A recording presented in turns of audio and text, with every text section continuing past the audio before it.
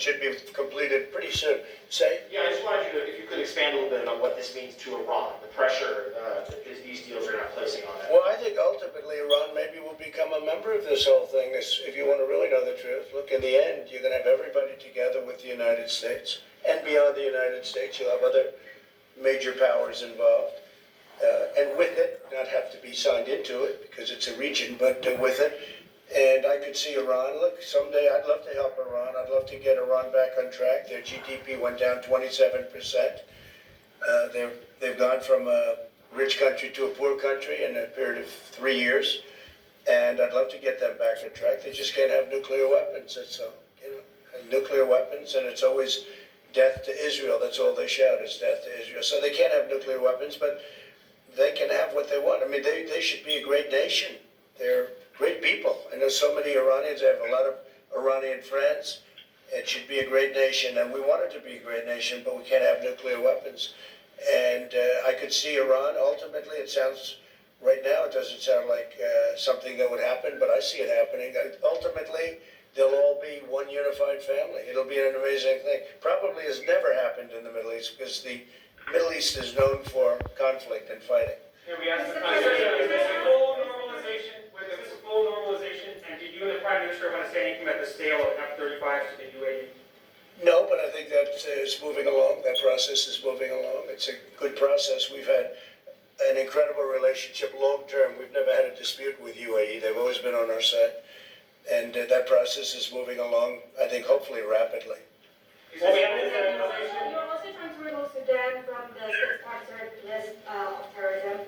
And can you speak a little bit about how that move or those plans are playing into the dynamics of the normalization deal with Israel? Which plans? To remove Sudan from the state-sponsored The dam, you said? The dam back to the... No, the state-sponsored list, the list of state-sponsored... Mr. President. Okay, why don't I have you answer that? So we've been working with Sudan for as long as I've been part of this administration to address this issue of state-sponsored terrorism.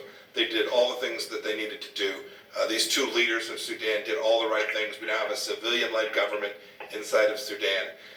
And so the rationale for them being designated state-sponsored no longer made sense. We also wanted to make sure that victims of that terror had compensation. So we've now accounted for that. $335 million will go to the victims from those terror attacks. But now Sudan has fully complied with that. Their leaders have done great work. We want to support that civilian-led government. We want them to be successful, so it's completely appropriate that we would lift this. This will also be something that will help the Sudanese people and the Sudanese government. You'll see trade not only between Israel and Sudan, but between the United States and Sudan as well. Sudan has great potential on trade and other things. I mean, it could be a very, very successful, wonderful country, and I think it will be. It's been hampered by what's going on in the world. Can you explain, though, how that connects to the normalization deal with Israel as well as negotiations? Sure. They're connected in the sense that the Sudanese leadership made sense that they both had one thing in common. They made sense for the Sudanese people to build out their economy, to create democratic institutions, all the things that the Sudanese people have been demanding.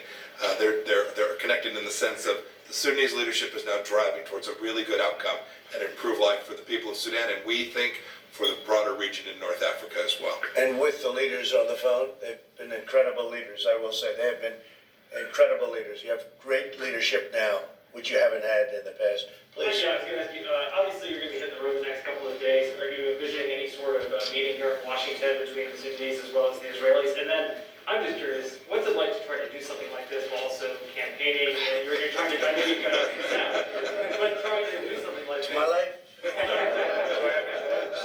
I have a choice? This is all things I've been working on, and then the campaign begins, and I think last night was very, very successful. We've gotten great reviews, great polls, great everything, and when 91% to 9, that's good. But no, it was an exciting night.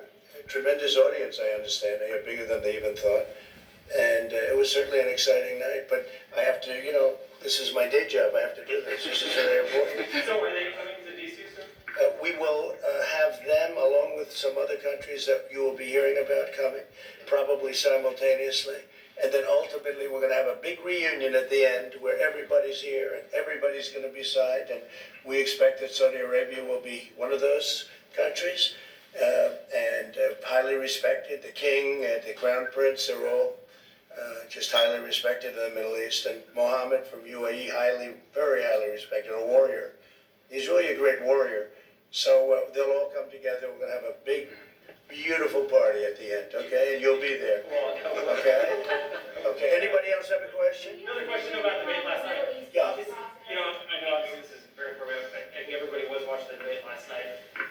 You seemed much more calm and measured at the podium. How much of that was you kind of trying to change your strategy, or was that you wanting to play by the debate commission's rules? What were you kind of was going through your mind? 'Cause you did seem to jump out. Yeah, I think the other is more effective in terms of business and life. The first one, I thought I did great. There are certain groups of very aggressive people that loved the first debate, but I think this was better. This is obviously a more popular way of doing it. And no, I think, I wanted to play by the rules. They felt very strongly about it.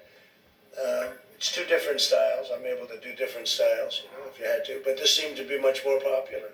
Would you do another debate? Yeah, but I don't think there's any reason. I think we're leading in a lot of states that you don't know about. Your pollsters may be the worst there are, by the way. Do you stand by your statement that you take responsibility for the pandemic that you said last night, sir? I always take responsibility, and I've done a great job, and the people around me have done a great job, just like these people have done a great job. The pandemic people, what they've done for ventilators and for equipment and for stocking governors that had absolutely nothing. They had nothing on their shelves, and we stocked them. And those governors, if they're honest, they'll tell you we've done the best job they've ever seen. I've had governor states one of the best jobs they've ever seen anybody doing anything. What we did, we made a lot of governors look good. And there are a lot of good governors too, by the way. They did a good job, but they had nothing. They didn't have ventilators, they didn't have gowns, they didn't have masks or goggles or anything. And we got them. And think of it, ventilators are very tough. Not one person with all of this going on, not one person who needed a ventilator didn't get it. And that's very untrue in other countries. In other countries, very few people were able to get. We're now supplying ventilators to many other countries because they're very hard to make. They're very complex, very hard to make, very expensive. So, no, I think we've done a great job. Yeah. I think we can, sure. I think we can. Go ahead, Steve. The president's been very clear in his instructions to me that if we can get the right deal, we're going to do that. We've been speaking to the speaker. I would say we've offered compromises. The speaker on a number of issues is still dug in. If she wants to compromise, there will be a deal. But we've made lots of progress in lots of areas, but there's still some significant differences that we're working I mean, through. one of the big differences that and I said it last night loud and clear, she wants to bail out poorly run Democrat states. They're poorly run, both in terms of crime and in terms of economics. And we just don't want that. We want COVID related. But she wants to bail out poorly run Democrat states. And that's a problem because you're talking about tremendous amounts of money. And we don't want to reward areas of our country who have not done a good job. And a lot of those areas have not done a good job on medical and COVID, frankly. If you look at New York and if you look at some others, it's been very rough. But we don't want to do that. Now we're talking and we'll see what happens, but at this moment I would say that I actually think Nancy would rather wait till after the election. She thinks it's a good point for the election, but I think it's against her because the American people know it's her that's stopping the money to going to them. So, I really believe it. I think she views it as a good election point, perhaps. She's, good for November 3rd. I'd like to see the people get the money. I don't think she wants the people to get the money before the election. I don't think that's a good point for her. But we want the people to get the money. It wasn't their fault. It was China's fault. It was China's fault. The plague came in from China. Okay? And that's about it. No. That's enough. That's enough. Thank you. 4 questions is too many. Armenia and Azerbaijan. Yes, we're talking about it. We're working with Armenia. We have a very good relationship with Armenia. They're very good people. They're so dedicated. They're incredible people. And we'll see what Have happens. you spoken to either leader in the last I don't want to say, but we will see what happens. I think really good progress is being made with respect to that. We have a lot of people living in this country from Armenia, originally from Armenia. and they're great people, and we're gonna help them. Okay? Can we ask about the weekend? So obviously, you got The Prime Minister, sir, you mentioned a potential scenario in which Iran would be part of a peace deal. No, I think at the very end, Iran will be, yeah, I can see that. Can we ask Prime I Minister? can see that. Netanyahu You see how that? he feels about Absolutely. that? I would say that, yeah, sure, go ahead. Prime Minister Netanyahu, if you can hear me, Jeff Mason. This is Jeff Mason, he's got a mask on, that's the largest mask I think I've ever seen. So I don't know if you can hear him, but he wants to know about what you think, what you gentlemen think about, as I said, when it's all finished up and everybody's in the deal, I said that I wouldn't be surprised to see Iran be very friendly also. You have everybody unified, and I think that Iran will be in some way involved. What do you think about that? Well, I was beginning to say that when I spoke in the American Congress, I didn't say I was opposed to any deal. I said I was opposed to that deal, because that deal listed all sorts of restrictions from Iran and did not condition any change, require any change of behavior from Iran. So Iran essentially increased its aggression after the deal rather than reduce it. With ballistic missiles, with enrichment of uranium for atomic bombs, with all sorts of terrorism in the region. So I think that if a new deal is offered, and that's what I actually said when I spoke to the U.S. Congress, a different deal is offered, it would be welcome. I think that will only happen if Iran faces, I would say, faces strong opposition to its aggression of the kind that has been forwarded by you, Mr. President. I don't think that if you're soft on Iran, you're not going to get peace with Iran. If you're strong against Iran and prevent it, as you just said, from achieving nuclear weapons, then I think that they might come around to a better deal, a real deal. I think it's something that no one will be opposed to, but so far that's not been available. When everybody is unified, and this is all done, and it won't be in a long period of time, Iran will be in some way involved. If not part of the deal, they'll be very happy. And you know what? They're tired of fighting too. They're tired of what's going on. Those are great people, and they want an end to it. They want an end to it. In fact, if we win the election, they don't want me to say when, but I always say if, because it's an election, right? If we win the election, one of the first calls I'll get will be from Iran. Let's make a deal. One of the first calls I'll get.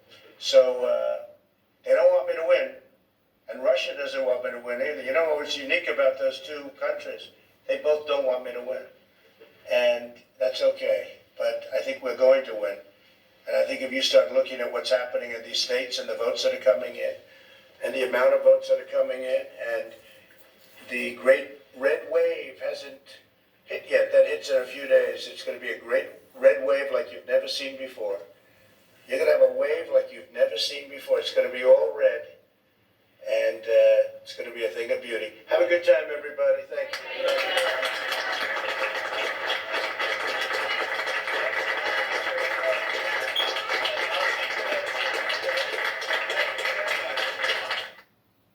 On Friday, the Senate started